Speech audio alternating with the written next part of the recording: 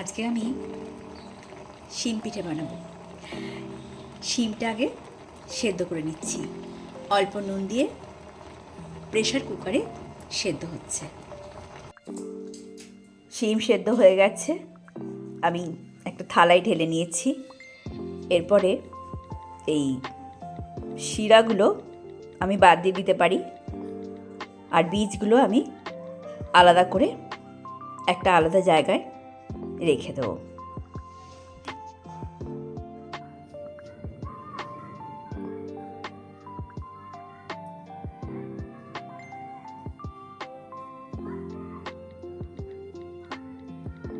বীজগুলো আমি আলাদা করে নিচ্ছি, আর এই যে শিমের এই যে যেগুলো বেরোচ্ছে শিরগুলো, সেগুলো আমি বাদ দিয়ে দিচ্ছি।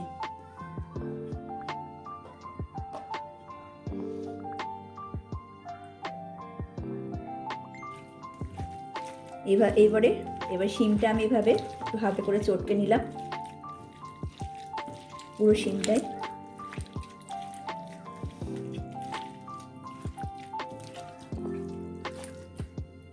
চটকে নিলাম শিমটা। এরপরে এর মধ্যে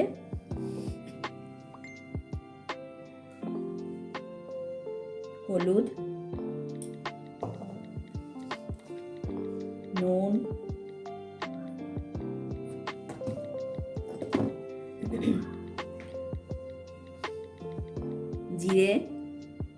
জিরে গুঁড়ো, আপনারা কাঁচা লঙ্কাও দিতে পারেন, আর গুঁড়ো লঙ্কা যেটা আপনার ইচ্ছে সেটা ব্যবহার করতে পারেন। আমি এখানে গুঁড়ো লঙ্কায় দিলাম, আর এর মধ্যে দিয়ে দেবো একটু সর্ষের তেল। তেলটা একটু বেশি লাগবে। আর হচ্ছে একটু আদা বাটা দিয়ে এটাকে পুরো একদম সব মিশিয়ে নেব মশলাগুলো।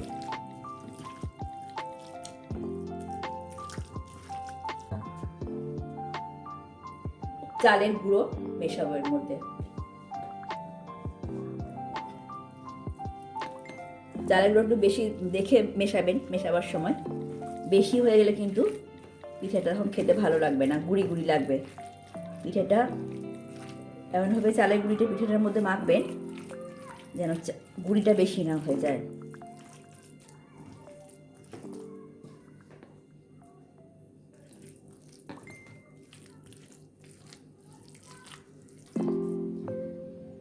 এবারে শিমের যে বীজগুলো আলাদা করে রেখেছিলাম এগুলো আমি এর মধ্যে নিয়ে নিচ্ছি।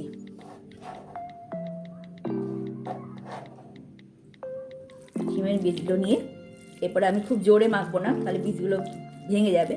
আমি আলতো করে একটু ওপর থেকে দিয়ে মেখে এটা রেডি করে রাখলাম। আর এটা শিমের জলটা, সেদ্ধ জলটা রেখেছিলাম, তো যদি কখনো লাগে মোটা হয়ে যখন দিতেই পারেন।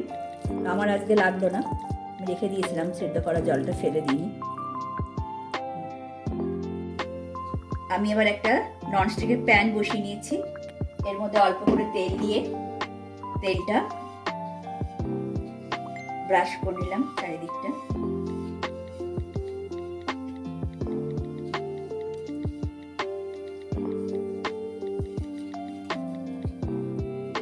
একটু বেশি করে তেল দেবেন, প্রথম পিঠে তো লেগে যেতে পারে।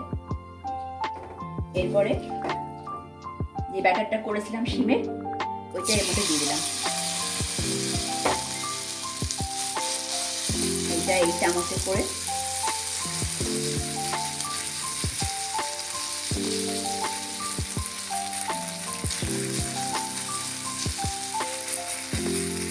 চারিদিকে এই যে বসিয়ে দিলাম সমান করে।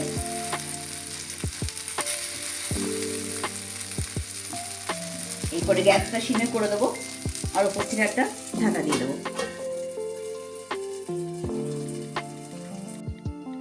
এরপরে আমি 5 মিনিট পর এটাকে খুলে দেখছি। দেখুন উপরটা একটু শুকনো হয়ে এসছে। এইবারে আমরা আস্তে আস্তে এটাকে সাবধানে উল্টে দেব, আর ঢাকা দেব না। এবার ঢাকা ছাড়াই উল্টো দিকটা হবে আস্তে আস্তে।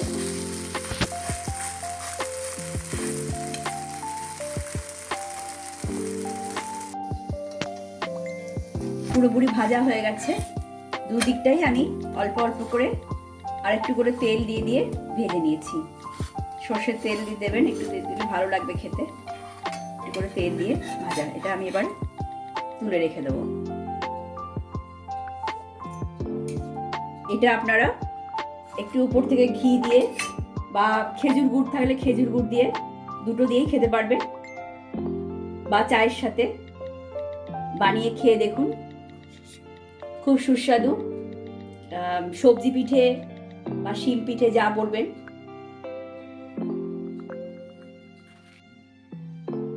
শিমের যে ব্যাটারটা বানিয়েছিলাম, এটা আমার শিম ছিল 500 গ্রাম মতো। তো আমার 4টে পিঠে হয়েছে, একটু মোটা মোটা হবে পিঠেগুলো। তো অবশ্যই ভালো লাগবে, খেয়ে দেখুন বানিয়ে, আর কমেন্টে জানাবেন কেমন লাগলো। টাটা।